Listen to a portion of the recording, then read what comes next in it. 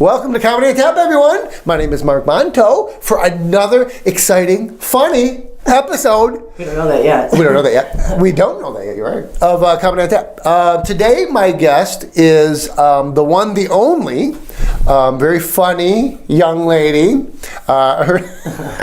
She hails from... class when you say young? Well, you know, when you're in class. Hails from Harrison Township, Michigan. Yeah. Michalle Skorski. How'd I do? Good. And Michalle spelled differently, too. Yeah, it's with an A. Yeah. It sounds, it looks fancier than it is. It just, My mom thought there was two ways to spell it. She threw an A in there. It's just different. So I'm not one of those people that could ever go to a store where things are like printed on, like, you know, the name tags and stuff. Right. Oh, you mean the license plate or the ornaments? You can't do none of that. No. No. I bet you had to settle with Michalle the other way. Yeah. I mean, I've been called worse, so I'm good. Thanks for having me, though. Thank you. Thank you for coming, Michalle. Yes. Did I shake your hand? I usually shake the hand. It's flu season. It is flu season. Tell us a little bit about your comedy. Now, you were saying that how long have you been in comedy now? So I think almost today to the date has been just a year. Okay. You know, I took the class from Mark Ridley's and Roy Love. Right. And it's a 6-week comedy class. And it was more to challenge myself. It wasn't like really a career thing. Right. And so what happened is I learned that I really like to write. You get on stage and you're just putting yourself out there. So graduation was in front of like 300 people. I think I had like 50 friends. It was great, but it's either you make it or break it. Right. I was not even looking for the microphone. I was looking for those paddles for the heart attack. Right. When I went out there, I'm like, what am I doing? But so I went out there and I was so nervous, and my friends were like, God, you look so calm and you did good. So I learned something about myself. I'm a good actress, right. Which women are. You know, you can fake it till you make it, right? Right. No, so that was the beginning of it. So that was like actually probably a year from today. And then every month it seems like somebody asks me to do something, like be a contestant or a host, and I just say yes to everything. So it's been fun, and I love the writing part. And I mean, okay, so my age, I've been married twice. I got a lot of shit to talk about. You do. It's funny. A lot of material. Yeah. So you draw upon your own experiences too? Yeah.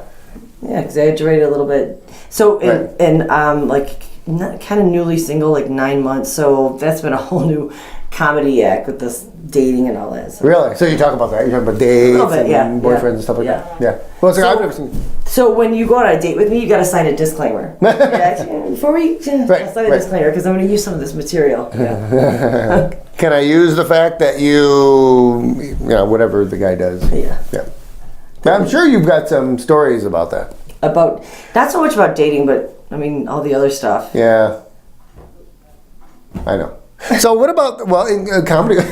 Well, I was gonna say, so growing up, I went to Lutheran school all my life, which is a shocker. I know. I mean, like, you know, but you know how that goes. Either that religion's gonna stick. It's a good idea. Like, you know, my brothers are all like good people. They are still married 20 years. So either that religion sticks, or it can be tricky, and that, you know, the kids turn out to be like a black sheep, and they're like in drugs or in jail. Right. So, all right, looking at me, I went to Lutheran school my whole life. How do you think I turned out? What do you think I did last night? Last night? What do you think, I was in Bible study, or do you think I was doing drugs? I was thinking church. Oh, well, you're kind of right. I was praying for more drugs. Yeah, there you go. So. I like that. That's good. But in that year since you graduated, let's talk about, first of all, when you went to the class. Yeah. So you went to this class. You said, "Hey, let me give this comedy thing a try." Yeah. Why, have you ever been funny? I mean, well, you go to a party and you're like, "Oh, you're funny." Way different than being on stage. Right. Much different. So different. People don't get that. No. They don't get that. Yeah, it's totally different. But I like the challenge. I like to put myself out there and see what I can do. So going on stage, and Bill, he was my. Bill Bouchard, yeah. He's great. Right. So every week I'd write new stuff, and he's like, all right, you know how to write a joke, but then I had to condense it, and really the writing part about it was, I think, the challenge that I found that I liked. Okay. Yeah. Right. So you you got your set prepared, you wrote, and then you did your final class thing, and how did that go? Oh, it was great, because then he asked me to be a contestant on the comedy challenge, so that was... That was good too. And have you but I don't see your name out there a lot. You were telling me before the show you don't really. Do you know Billy Reno? Yeah, of course. Okay, so he between Bill and the other Bill, Billy Reno, he asked me to do the Hamlin Pub show. Right. And then I got on a podcast. So like really doing the networking through everybody. Right. That's how you get, kind of do this stuff. But yeah, so Billy does a lot of stuff. He does. So does Mike Jeter, you know him? Yeah. Yeah. So They've all done it. yeah. So I know both of them. Yep. Yeah, they're networking and doing their thing. Mm-hmm. So by doing that, then people like say, hey, that Michelle, she's pretty funny. Maybe she'll do my show. And that's, Yeah. And then, like, even Bill said, he goes, just being a female, that's kind of a different thing. It is. Because let's be honest, Right. you guys don't even think at first you're like, oh, she's cute, but she's not going to be funny. Right. So then I got to throw out the blowjob jokes, the fake tits, and then you think the whole I'm funny. thing. Yeah. Right. I have to prove myself. but then you get up on stage and you're funny. So, but you've never done it on my show, so we got to get you on one of my shows. Okay. And then you could be funny that way. Yeah.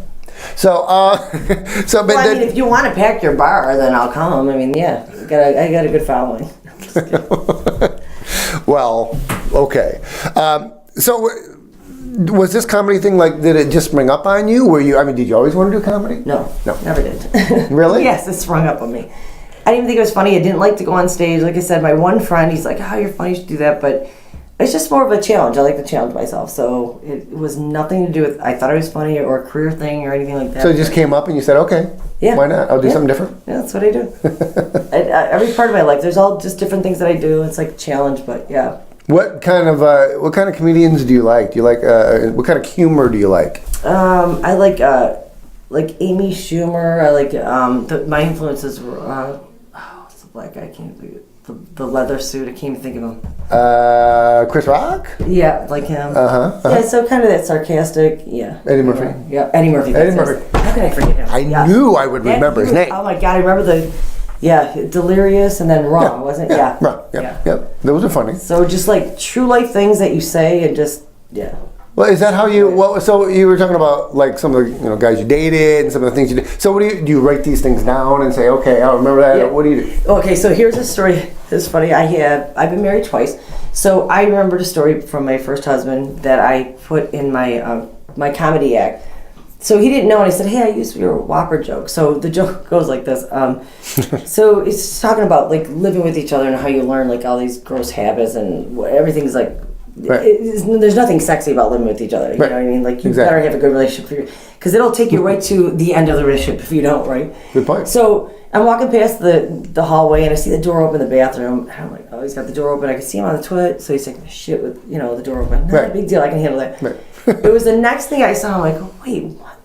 Are you eating a Whopper while you take a shit? What do you mean a Whopper? What do you mean? Like he's a Whopper? eating while he's taking a shit. A Burger King? Yeah. Really? Oh, really? Yeah, Burger. Well, Whopper. You talk about my senses confused. I smell a Whopper and then shit. I'm like, what's what? So I go, why don't you just cut out the middleman and just throw the Whopper in the toilet, right? Good point. So probably better for you. So going back to real life and the stories, yeah, that was actually a real story from my first husband. He's prouder than shit that I'm talking about. Right now he's going to be happy that I talk about it. Cool. Who eats while they're on the toilet? Keep bringing those Whopper stories on. Yeah. I know, it's sick. After I tell that story, nobody ever asks, like, wow, I can't believe that relationship ended. Like, what happened to that? Right. No, clearly nobody's going to ask me that. Like, yeah, should have left him right there. Well, that's not a relationship ending thing. Is by It's not a deal breaker, but it's not a deal breaker. It's a good thing. Which brings me to, like, I was thinking about, like... Didn't you see that coming? I mean, was he ever peed while having a steak? Nothing like that. But I was thinking about like divorce lawyers and like morticians. Are they supposed to be happy to get repeat business? That's not right. Good point. It's not good. Do you say that on stage? No, I just said it. That's funny. I just said it out. Put it in there. Everything's funny. Everything is funny. That's good. Oh boy. Well, that's interesting. That is interesting. How do you prepare when you go up on stage? What do you do to prepare for your set?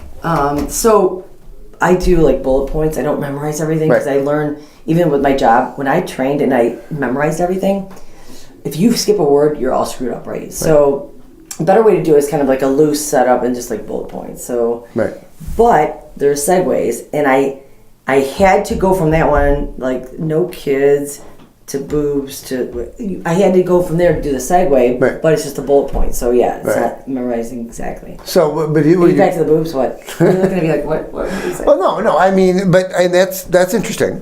Yeah. Good story. Well, how do you do it? Same way. Yeah. But I mean, kind of loose, but like you know, kind of you got to hit those points to go to that segue. Right. Yeah. Okay. Right. Yeah. But what I meant was, do you go over it over and over and over and over? Some comics don't even do that. I did the first time because my whole life, all I know is if you prepare. Right. Either unless you are going to shut down and not say anything and fail, but if you prepare, you're going to go out there and know your stuff. Right. So I did the first time, but I'd done it enough that now I know, like okay, the segues and the bullet points. Right.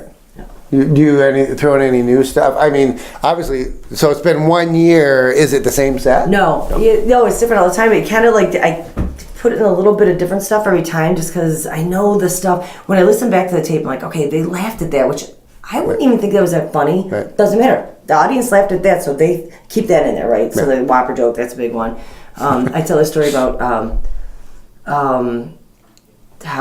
dating young guys, and I'm like, the young guys. No, I don't really. 23, like that's too young for me. That's too young. Right. The youngest thing on my body is my boobs. Right. I just had them done a couple years ago. Mm-hmm. Okay, so the segue is this. So the most awkward thing about doing that is like telling your mom and dad, like telling your dad I had a boob job, like I don't want to think about his daughter's tits. Right. And this is a true story. So when I told my dad, or when I was going to tell him, I'm like, my dad was strict growing up, but he was funny too, so that's where it kind of but I never knew how he was going to take it. So I go, he's like, what are you laughing? I'm like, and I said breast augmentation because it sounded better than boob job. It does. It sounds like a medical procedure, right? And not so vain. And especially to your dad. You can't say boob or job, your dad. Yeah. Perfect verb. And I'm thinking, what's he going to say? So he's sitting there, and I'm like, it's awkward ass. And he goes, so now you can't play the accordion anymore? Which that's pretty funny, right? That is funny, yeah. But then I come back smart ass. I go, but I don't think I have a problem putting an organ between these two. So that's a true story. Right. That's how you write it. Then you were asking how you do it. So the segue had to be like, the progression had to be that way. That makes sense. Yeah. That makes sense. Well, that's interesting. So does your family ever come see you at the clubs? No, they're not allowed. What about Dave? Does Dave ever come see you? I don't think he has, actually. Wait, which Dave? I've had like, 4 in my life. I know, you were telling me about that before the show. Yeah, so the Dave thing is funny because everybody knows a Dave, right? Everybody knows a Dave. So everyone knows a Dave. I think I reached my quota of Daves in my life. Right. But, I'm welcoming more, but, so I can remember, so my ex-husband was Dave, my ex-boyfriend was Dave, my friend's Dave. I remember getting in a fight. I went to a bar. The guy sits down to me. He goes, hey, my name is Dave. And I go, fuck you. Like, are you kidding me? I don't need any more Daves in my life. But honestly, I have to say, Dave, usually they're pretty good guys. Yeah, but, they are. They are. Yeah. I'm going to move on to the next letter, like a Frank. An E. What's E? Ed. I'm going to go to the next letter. There's more letters. There's more letters. Stop with the Daves. Even you can stick with the D's. I mean, you just do Dan or Dirk. I think I'm going to spread that web a little bit wider. You should. And you're Michelle's, and you're of course, I'm an M too, so I know how that goes.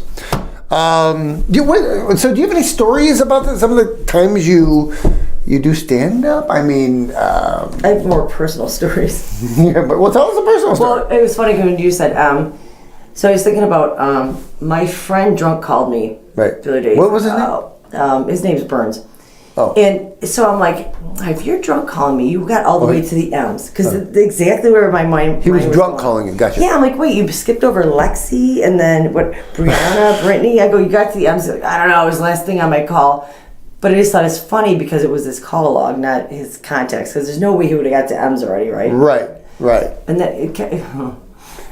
there's the thing about watching porno. So I'm open, I talk about everything. It's like, straight shooter, right? And a lot of girls don't like that their guys watch porno. Really? Or they don't like it, right? Right. So here's my thing. I'm like, well, if you think of it this way, we watch Food Network and you watch them make new recipes. I'm going to try that tonight. I'm going to try that new recipe tonight, right? So think about porno the same way. Right. And so the guys are like, hey, I'm going to try that move tonight. Right. Exactly. When I do that analogy, they're like, yeah, it kind of makes sense. I'm like, yeah, give them a break and try that recipe tonight. It's right. It's the same thing as food,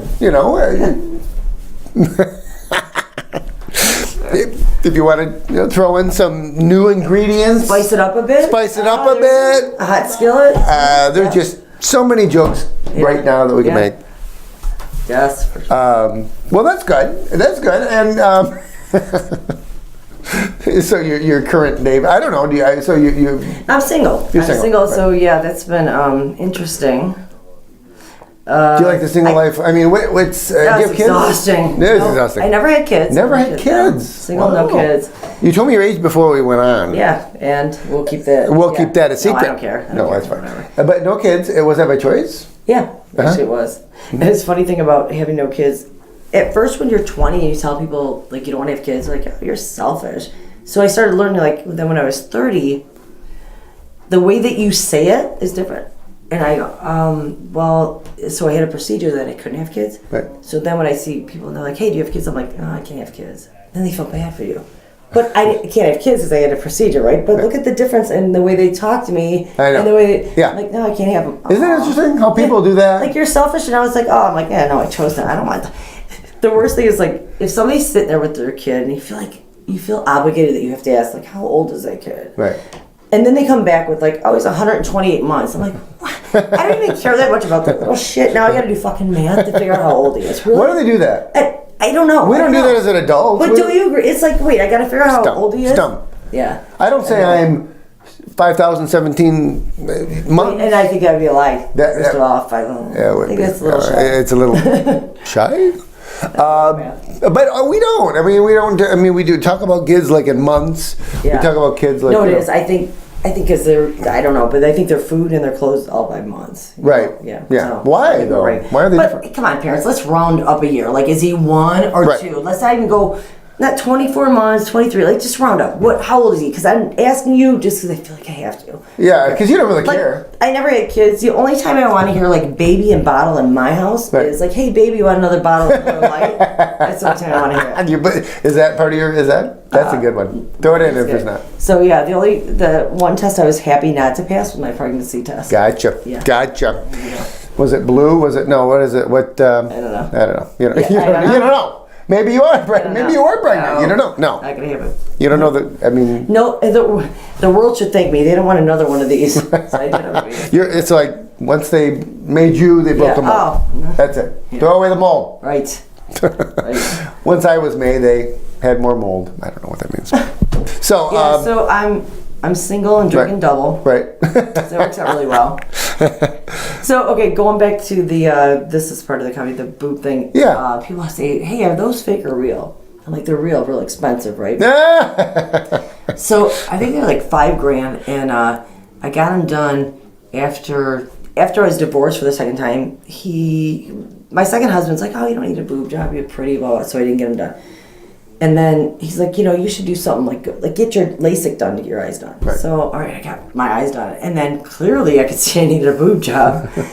But then I didn't get it done. Then I got, oh, wait, you want me to wait? That's good. No, okay. You're so quick. Here's it. You're so quick that I completely. Did you tell me it down? Is that what no, I almost missed that punchline. That's very funny. So I don't know if anybody caught that. They all caught it. That was funny. So you can see that you need a boob job. That is good. So after I got divorced, I got a bonus. I'm like, you know what? I'm gonna get boobs. A bonus. So I did that, and then we're talking about drinking double or acting single and drinking double. Right. So it was like $5,000, right? So it's like an investment. Right. So you talk about return on investment, ROI, right? Right. So I could start seeing my return on investment because now I'm getting more shots during spot at the bar for me. Right? Oh, there you go. So that's my return on investment. Eventually, these puppies will pay for themselves, right? Too bad I won't remember because I'll be too drunk. Yeah, so that's kind of it. What kind of a process was that? My boob job? Yeah, uh-huh. Really? What kind of process? That's what you want to know? You want to take the hotness right out of it? Oh, did you go through your boobs? Well, I mean, there's got to be a lot of comedy in there. How funny is that? I don't know. Michelle, we're preparing your boobs. I think it's that funny. It's, I don't know. I mean, so send your boobs to therapy. Yeah. The funny part is, okay, so the plastic surgeon that did it, right. I live on Lake St. Clair. We go out there in Muscatine. It's like Mardi Gras every weekend. It's so much fun. But my plastic surgeon, I see him every weekend out there. So he's getting leads. He's like, you need boobs, you need boobs. So yeah, he's like passing out his card. So That's how it happened? I see him, yeah. And he just turned, and you know the name of his boat? Double D's. I'm like, really? Of course. Yeah. I mean, how does that conversation work though? Nice to meet you, Michelle. By the way, you need my services. No, he didn't come. I knew I needed his services. You knew it, okay. Yeah, but it's just funny because I could see that he's kind of, promoting himself. Oh, I see. Yeah. I see. Speaking of promoting yourself, so you want to do more gigs, or are you? Because you seem to me, unlike most of the comedians, Like, this is fun. Right. I love this, right? Right. So, and I'm doing a podcast, and I don't think of it as career. I don't think I'm like good, you know. It's fun though. I love it, and you're not doing that podcast all the time, though, right? no, I did the one podcast, and then when it was at Ferndale. We're in the studio, and the one that was taping as we were doing it was reasons why I'm single. Right. So I was talking to the girls outside. They're having a cigarette. I'm doing my drink, and I'm just telling my perspective on guys and age and everything. They're like, "We want you on the show to be a guest." So I'm going on their show next Thursday. So I'm like, yeah, that's fun. Why wouldn't I do that? Right. Exactly. Yeah. Exactly. Yeah. But you don't really. I mean, you don't really get out there to promote yourself. Yeah. No, not at all. Right. Right. No. So like I'm kind of like the underdog. So in the last year, how many times would you say you've been on stage? Like once a month. Right. Each month I've done something. Right. Like Hamlin Pub. Yeah. Yeah. Well, that's cool. Probably not enough to keep it going. I probably, get on open mic, like try new stuff, and yeah. I just tried on my friends, and they're really shitty. They're like the worst target market. Like they're not my audience. I know that because like they suck. Yeah, you want the support. You don't want to. Yeah. No, that's why they're good because they don't laugh. I'm like, jeez, it's a lot of work. So. So all right, so you don't have any like upcoming gigs right now, but I have that podcast. The podcast. Yeah. All right, well, we're looking forward to that. Oh, so you asked me to do one of your clubs? So Absolutely, yeah. I have 6 If you like what I'm giving you, this is funny stuff. Like I said, so if you slow down at some of the punchlines, even during the show, because they were very good. But you're probably right because I go really fast, which is it's kind of a good thing. You got the energy, that's good. But if I have to repeat and go, was that funny? Well, because you don't want to throw the punchline away. And I think that sometimes so you're saying dummy it down, slow down. Not dummy it down, but slow down. Yeah, no, I appreciate it. Yeah, because the you've been doing this a long time. I do value your opinion, and you're probably right. Yeah. Right, that's scary, but no, and you're right. But no, not dummy it down because it's good humor, but just slow it down. Yeah. Don't throw away the punchline because that's some good stuff. Well, you work so hard for it, you don't want to lose your laugh or step on it, right? Good point. Honestly, that's what I learned in that class. Is like that last word has to be the one that they laugh on because you work so hard to be a wordsmith and create these jokes and do it So but that's the kind of humor is like kind of what we've seen today. Is that what you do? That's funny stuff. Sarcastic smart ass. I'm funny and witty, but really humble. We can tell. Yeah. Who would say that if they were humble? Anything else? What else? We've got 2 minutes left. What else? My phone number, my personal account. No, I'm kidding. They can contact you. I would just say this. Right. I didn't mean to, start doing comedy, but I love it. And like my stage of the game, like this late in life, right. It's been sort of therapy, writing stuff down. I love it, and like you asked me to come here. That's cool. I love it. You can just express yourself. Yeah, isn't it fun on stage or in shows like this? You can just talk about whatever. It is therapy, right? Isn't it? It is therapy, and we're self-deprecating, and it's all. I put myself out there first, so I think there's way more to it than this. It's just writing it down and kind of So it's been fun. It's been a journey. Awesome. I love it. Well, keep it up, Michelle. We hope to see you here in Flint. Thanks for coming by. Oh, you're welcome. This is Michelle Skorski, everyone. I think I said that right. Yeah. By the way, everybody who comes to the show gets a free copy of Flint Comics. There you go. Perfect. I write for that. So that's why you get that free. I think that might be an old copy. I'm not sure. We'll get you a new one. All right, folks. This is Michelle Skorski. She's been my guest today. And I am Mark Bonto for Comedy on Tap. Everybody keep laughing. Keep going to the clubs and keep your chin up. I have no idea what that is. Yeah. No, you got to laugh. You got to laugh. That's about it. You got to laugh. As hard as things get, you got to laugh. That's it. Because things do get hard. And did you want to tell a Flint joke? A water joke? Nope. Nope. Good for you. Not. See, she held back. She was going to tell a joke, but she said, no, I'm not going to do it. It's too easy, right? I'm sure everybody's done every Flint joke. Don't you know it? Yeah. But I try more.